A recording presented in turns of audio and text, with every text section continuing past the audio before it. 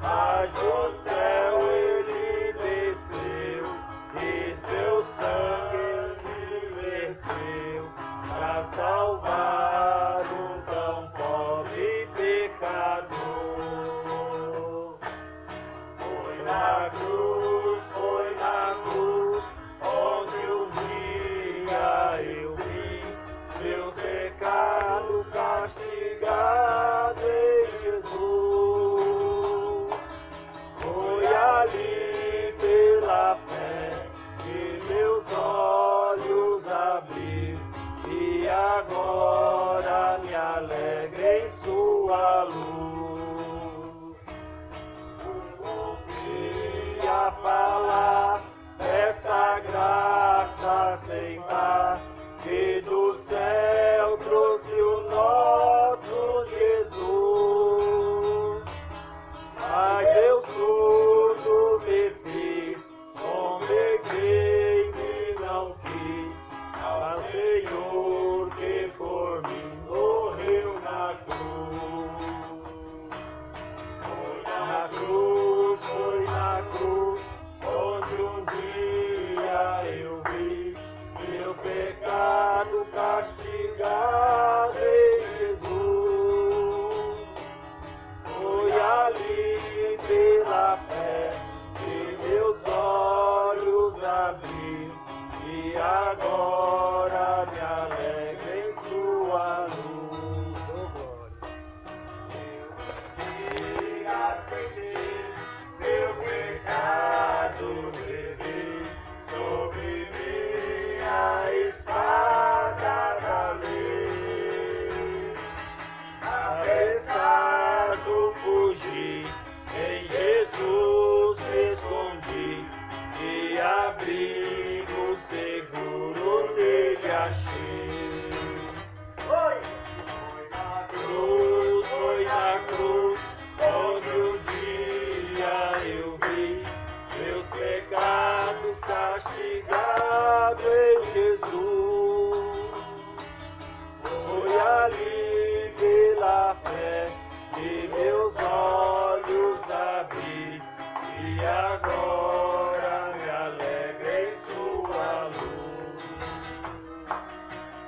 Vitorioso então este meu coração, conhecendo o excelso amor, me levou meu Jesus a sofrer lá na cruz, pra salvar um tão pobre pecador. Foi na cruz, onde um dia eu vi meus pecados castigados em Jesus. Foi ali pela fé que meus olhos abri. Oh, glória! E agora me alegro. Amém, Jesus. Santo Deus. Aleluia. Amém. Deus é poderoso. Aleluia. Santo é o nome de Jesus. Eu queria só ler um versículo aqui, irmão. Na verdade não veio nada para falar, mas eu senti de ler esse capítulo aqui. Glória a Deus. Acho que é a segunda epístola, a segunda de Pedro, ou é a primeira?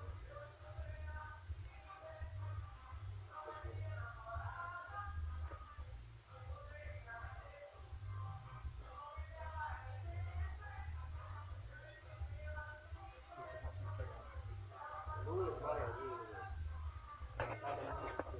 É a primeira.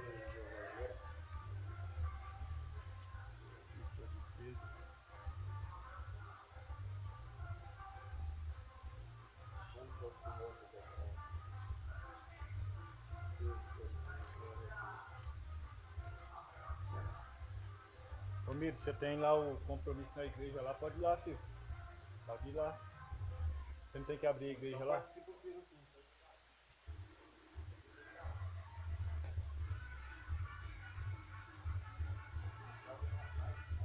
Hã?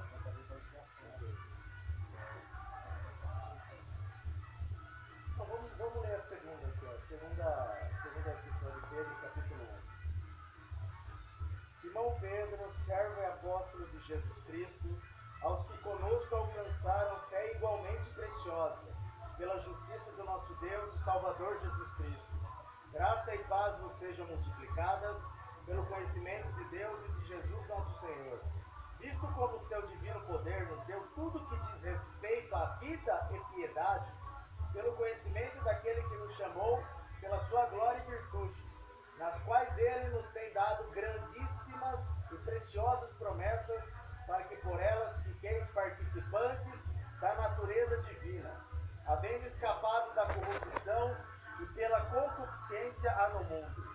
E vós também, pondo nisto mesmo toda diligência, acrescentai à vossa fé a virtude, e a virtude o conhecimento, e ao conhecimento a temperança, e a temperança a paciência, e a paciência a piedade, e a piedade o amor fraternal, e o amor fraternal o amor.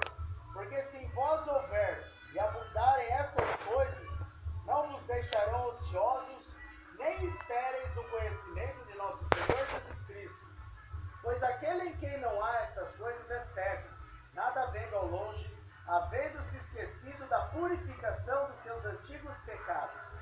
Portanto, irmãos, procurai fazer cada vez mais firme a vossa vocação e eleição, porque fazendo isto, nunca jamais tropeçareis.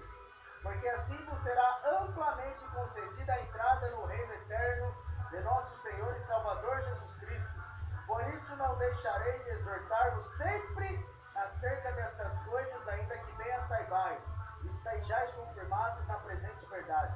E tenho por justo, e quando estiver nesse tabernáculo, despertar-vos com admoestações, sabendo que brevemente hei de deixar esse meu tabernáculo, como também nosso Senhor Jesus Cristo já me tem revelado. Mas também eu procurarei em toda ocasião, que depois da minha morte, tenhais lembrança dessas coisas. Porque não vos fizermos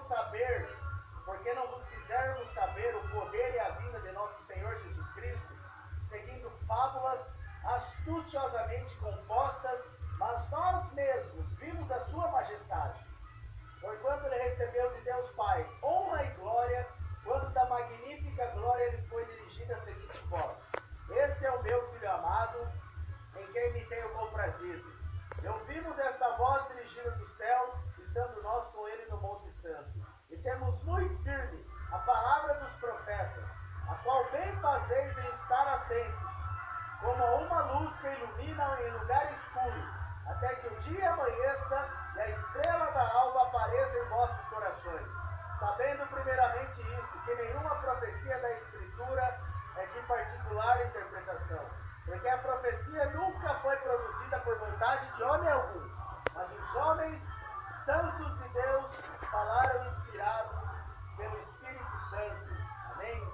Amém. Obrigado, Senhor, pela tua palavra. O Senhor nos deu o privilégio de ler.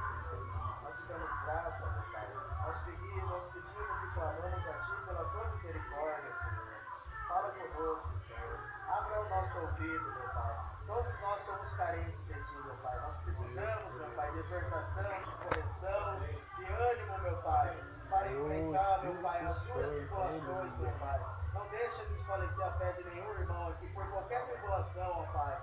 Mas, Senhor, nos purifica, meu Pai. Nos limpa, meu Pai. Perdoa qualquer pecado, meu Pai. Qualquer pecado que tenha cometido em oculto, Senhor.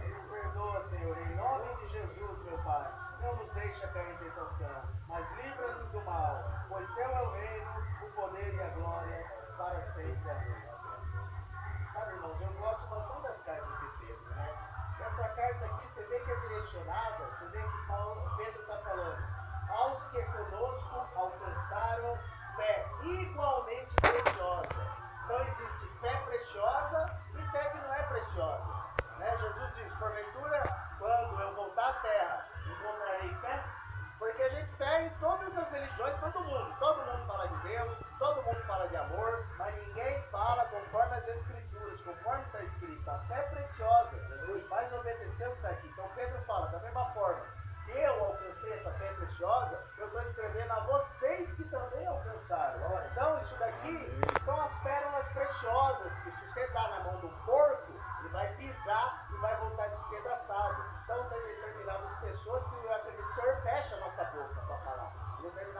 pessoas que é tão porco, vive tão na imundícia que você jogar pérola para ela, e ela vai voltar despedaçada. Então, tem coisas que como o Paulo fala, que eu tomara que eu não tenha trabalhado em vão, nem tenha corrido, né? E aí, eu gosto porque ele vai falar que ele nos deu todas as grandíssimas e preciosas promessas, no versículo 4, para que a gente ficasse participante da natureza divina, havendo escapado da corrupção que pela cobiça há no mundo. Você vê que o último mandamento dos 10 não cobiçarás nada do teu próximo. Porque todo pecado, irmão, procede de cobiça. A gente cobiça algo melhor, a gente não se contenta com a nossa vida, quer um celular melhor, quer um carro melhor, quer uma coisa melhor. E às vezes, o que a gente tem que o Senhor nos dá, que é a vida, a respiração e as demais coisas, que é comida, bebida, e Paulo fala, tendo porém sustento e com que nos cobrirmos, estejamos com isto contentes. Se a gente se contentasse, a gente provavelmente não cairia em tantas cobiças loucas e nocivas, né? Muitas vezes é o dinheiro que muitas vezes cai. Ou eu gosto de ter um texto de Hebreus que vai dizer que Jesus Cristo trouxe à luz a vida e a incorrupção, né? A incorrupção, que é pelo sangue dele, né? Simbolizava a verdadeira Páscoa, não a Páscoa desse mundo, que é a Páscoa de chocolate. A Páscoa que significa passar por cima que a ira de Deus. Deus olhava para aqueles onde estava o sangue, nos umbrais da porta, e o anjo da morte, que era para matar os primogênitos, se desviava. Eu acredito a mesma coisa, que a ira de Deus não está mais sobre nós, sobre aqueles que creem. Antes Deus estava irritado conosco, né? Mas como diz em João 3,36, olha aí esse versículo que eu gosto. João 3,36. João 3. Aquele que crê no Filho tem a vida eterna, mas aquele que não crê no Filho não verá a vida, mas a ira de Deus sobre ele permanece. Não é permanece, porque a Bíblia diz em Provérbios, a maldição habita na casa do ímpio. Então o ímpio pode ter riqueza, luxo, pode ter um monte de coisa, mas se não tiver a vida eterna, é maldito, porque deveria morrer na cruz.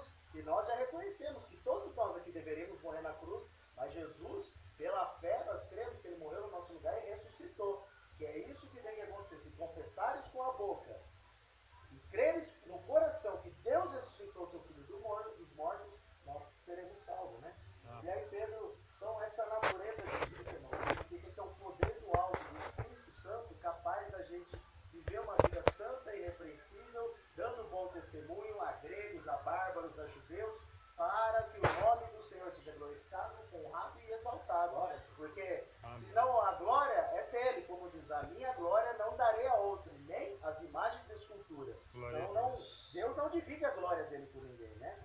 E é perigoso, porque às vezes o irmão Giovanni estava pregando com o Santa Maria e manifesta o demônio.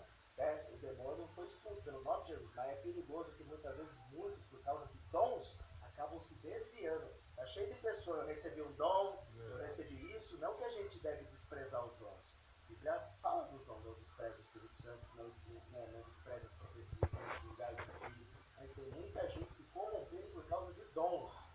O próprio diabo recebeu o dom da sabedoria, o aferidor da medida, ele era a beleza da perfeição. E é mesmo assim, com toda a sabedoria, se corrompeu. E até Salomão, com toda a sabedoria, deixou ser corrompido pelas mulheres. As 1000 mulheres do homem mais sábio, tornou ele um homem mais estúpido, construindo templo para todo tipo de mulher. Então a maldição acontece quando a gente desobedece a Deus. A gente vê que grandes homens de Deus caíram por causa de adultério, de mulheres. Adão não foi enganado, mas a mulher sendo enganada caiu em transgressão. Então essa natureza divina faz a gente somente agradar a Deus. Se for necessário agradar todos ao nosso redor. Né? Melhor a gente passar por alguns segundos na visão das pessoas como estúpido, retrógrado, fanático, ignorante, mas fazer o que o Senhor manda. E se não for do jeito que ele quer, não adianta, meu irmão. Né? E se a gente for para agradar os homens, a gente abre um circo, abre uma igreja, como muitos estão aí, né? Abre um clube e, né? Estão transformando Jesus num produto, já viu? Você compra um produto, tá, olha esse produto, você vê a propaganda, olha esse produto.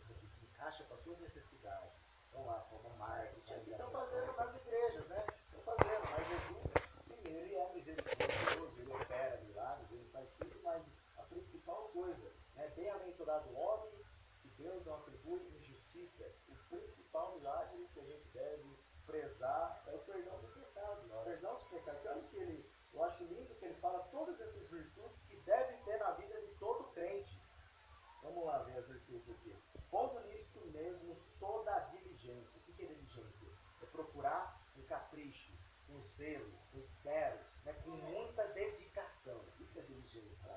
Acrescentai à vossa fé a virtude, e a virtude o conhecimento, e o conhecimento a temperança, que é o domínio próprio, e a temperança a paciência. Entendeu? As pessoas hoje não têm paciência para nada. Hoje, com esse mundo tão automatizado, cheio com esse avanço tecnológico, as pessoas estão ficando cada vez mais estúpidas e burras, e cada vez mais, vamos chamar assim dizer, de preguiçosas até. Então as pessoas não têm paciência com nada. Então a gente tem que ter essas virtudes, para que na hora que você estiver pregando, você for afrontado, insultado, desprezado, a mansidão de Cristo habite na gente para que a gente venha resistir com paciência aquele que resiste à verdade, para que ele seja desprendido dos laços do diabo, né? E se converta.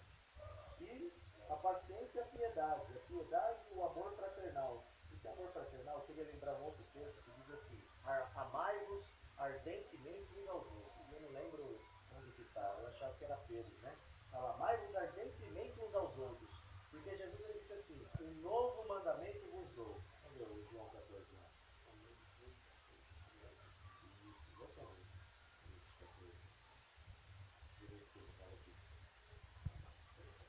Fala, não, é 13, né?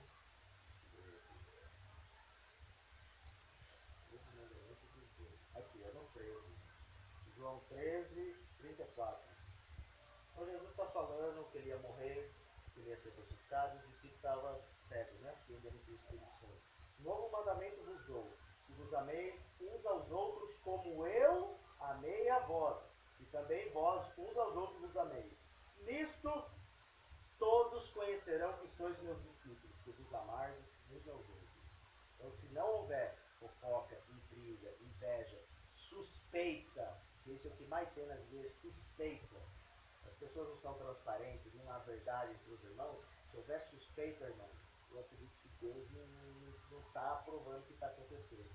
Então, amardes uns aos outros, todos conhecerão que sois meus discípulos. Não é? Então, aí continua falando. A amarga dissensão, inveja, né, do Tiago. Lê aí. Tiago 13. Sabedoria, terreno diabólica. Irmão e irmã,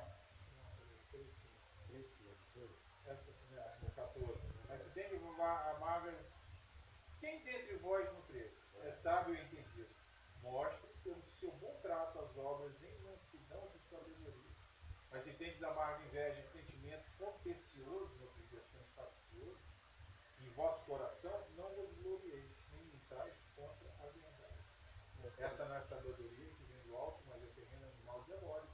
Porque ainda a inveja e o espírito contencioso, aí onde há inveja e o espírito contencioso, aí há perturbação e toda obra perversa. A sabedoria que vem do alto,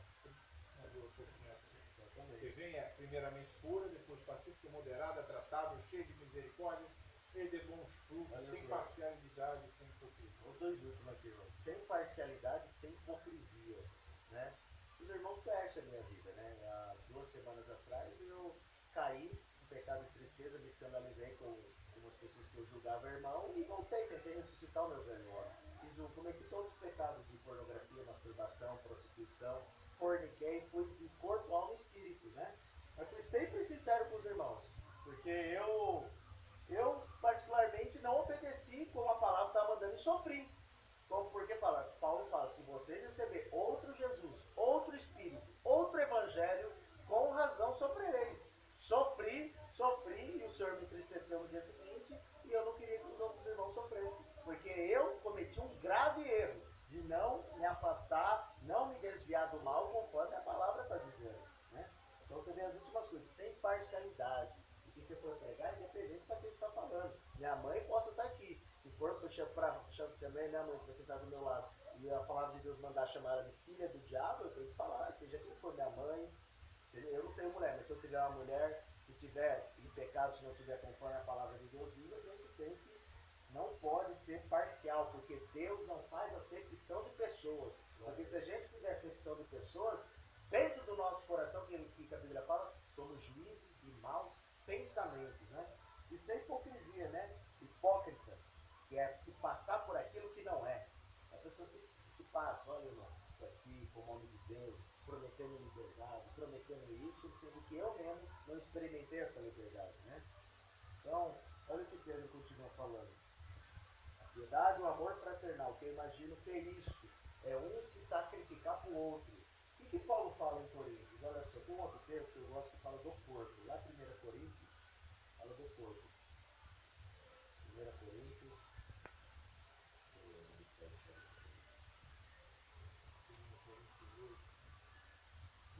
aqui achei. Aqui achei. 1 Coríntios, capítulo 12. Vamos ler do 11, ó. Mas um só é o mesmo Espírito que opera todas as coisas, repartido particularmente a cada um como quer.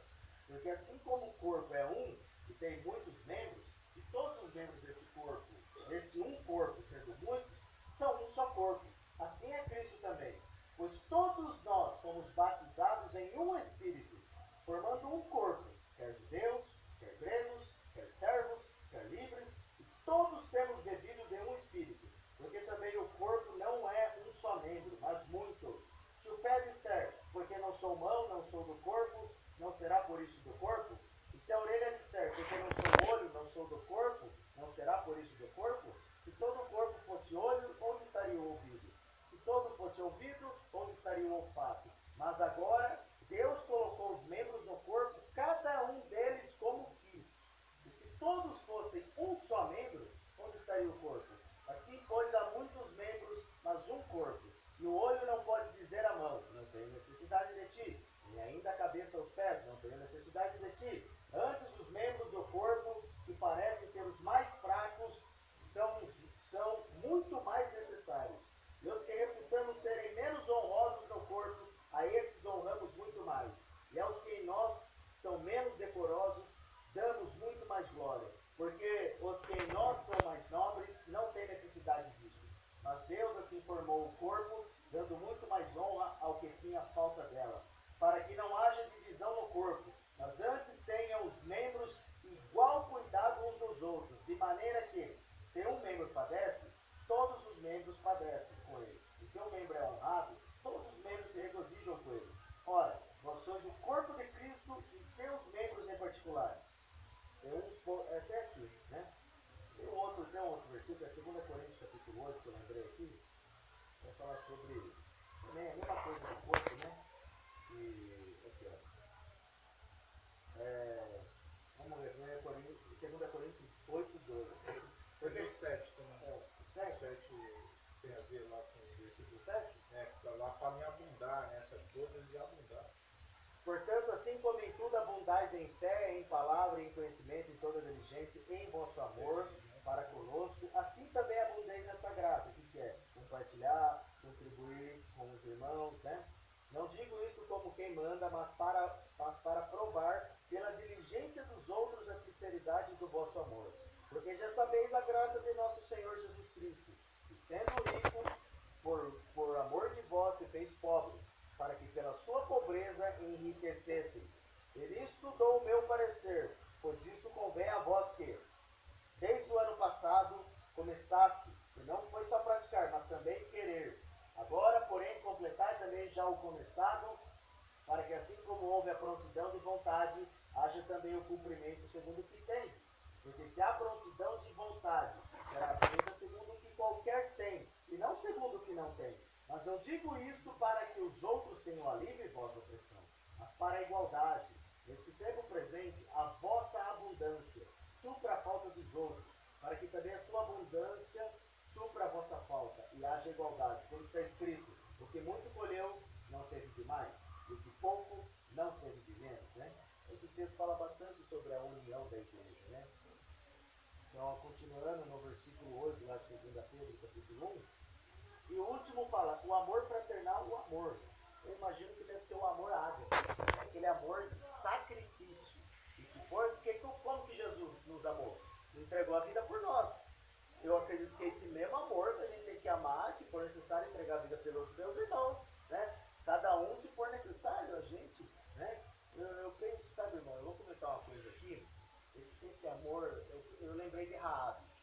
Claro que o padrão nunca é mentira, se ensina ou não. Você vê que Raabe arriscou a própria vida, a própria casa, porque ela estava num império e não permitia os israelitas lá. Então ela arriscou a casa dela, os bens terrenos dela, para servir o reino. E que poderia, se descobrisse que ela estava escondendo os espias que iam destruir Jericó, poderia ser, sei lá, presa, os bens dela ser tomados, entendeu? Prejudicar a família dela, perder a vida. Por isso que fala, Raabe temeu a Deus, né? Pela fé Raabe não pereceu com os incrédulos, né?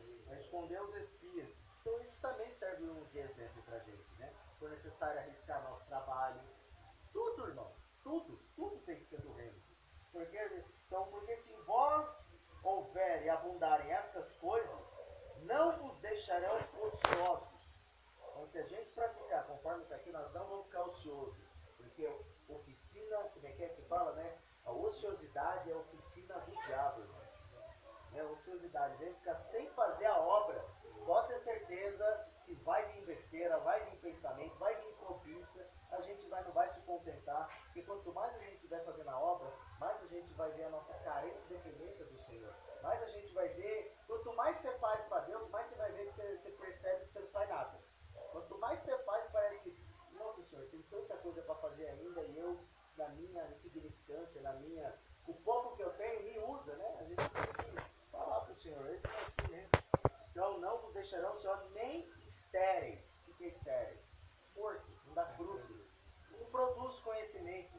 Então se a gente estiver fazendo as virtudes, que é essas virtudes de amor, de paciência, essas coisas entre os irmãos, a gente vai ter o conhecimento do nosso Senhor Jesus Cristo. Porque a Bíblia fala, porque tem muitos que têm conhecimento, mas a Bíblia fala, o conhecimento incha, mas o amor edifica. Então não adianta nada, você vai nessas igrejas aí, o cara fez curso de teologia, é teólogo, o pessoal do canal.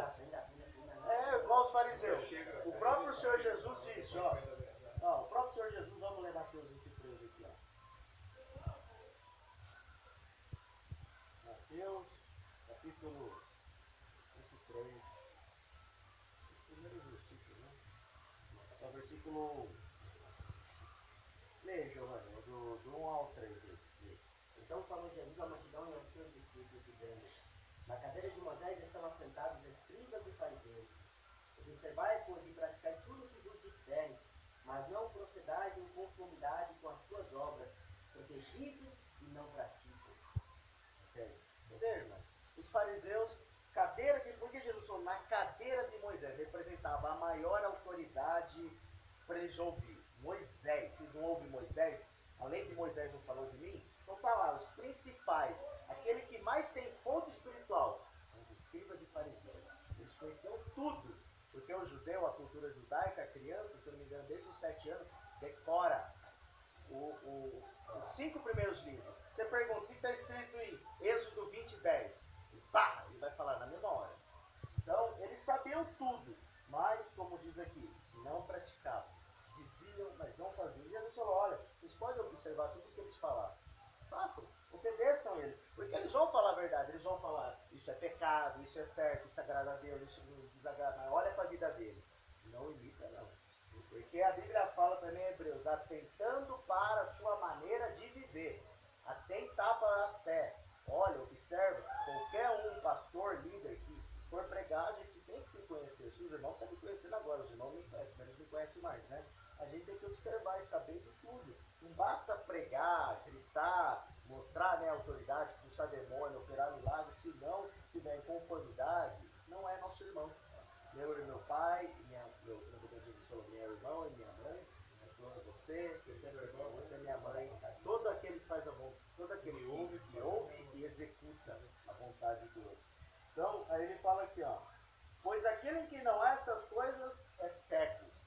Então tá cego, tá cheio de pastor, de pessoa dizendo o nome de Deus, que está totalmente cego, porque não aceita a reflexão, é soberbo, não se submete às palavras, e ele como é que Paulo fala? Querendo ser doutores da lei, não entendendo nem o que dizem, nem o que praticam. Então estão ensinando multidão, são cegos, nada vendo ao longe, havendo se esquecido da purificação dos seus antigos pecados.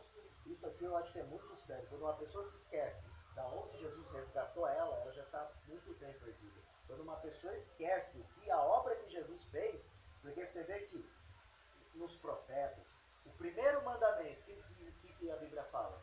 Eu sou o Senhor teu Deus que te tirei da terra do Egito, da casa da servidão. Quando uma pessoa esquece que o Senhor, que todos éramos escravos, que o Senhor tirou ela de uma escravidão, ela já está perdida.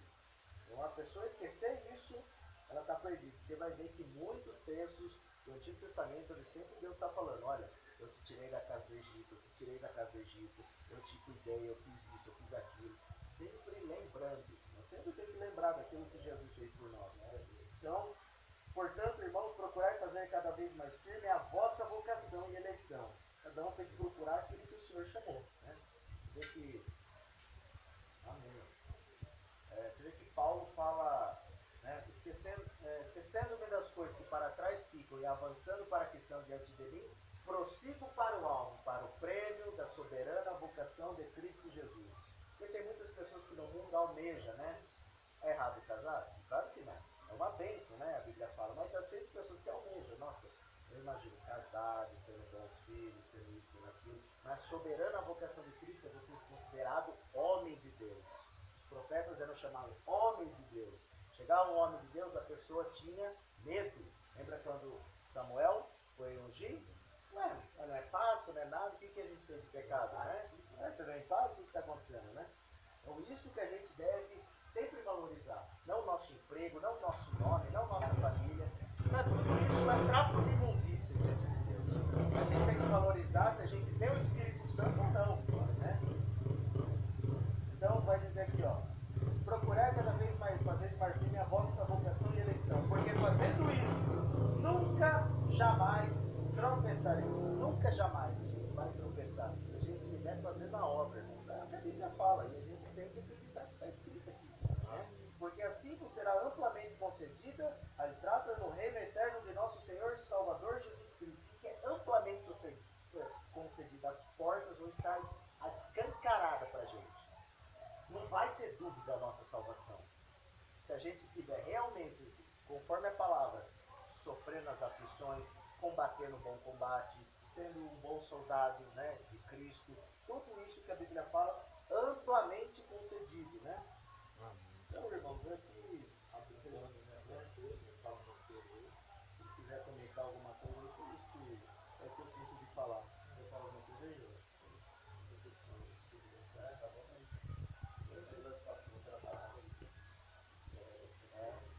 Então, antes do irmão comentar aqui, explanadinho aqui no 1 Coríntios 2, né, versículo 4 em diante, diz assim: a minha palavra e a minha pregação não consistiram em palavras persuasivas de sabedoria humana, mas em demonstração, né, do Espírito e de poder, para que a vossa fé não se apoiasse em sabedoria dos homens, mas no poder de Deus, né?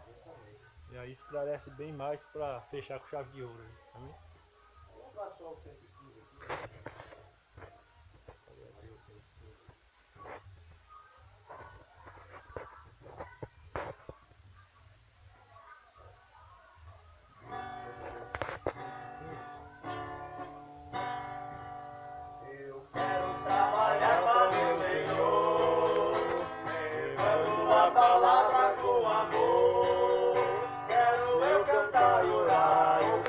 Eu quero estar na vinha do Senhor, trabalhar e orar, na seara e na vinha do Senhor.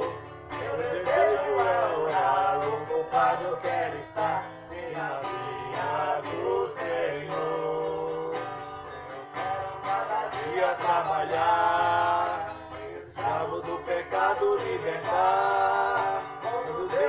Jesus, nosso guia, nossa luz, e na vinha do Senhor. Trabalhar e orar, na seara e na vinha do Senhor. Meu desejo é orar e ocupado quero estar e na vinha do Senhor. Eu quero ser obreiro de valor, confiando no poder do Salvador. Desejo trabalhar, achar também lugar e na vinha do Senhor. Trabalhar e orar, na seara e na vinha do Senhor. Meu desejo é orar e ocupado eu quero estar e na vinha do Senhor.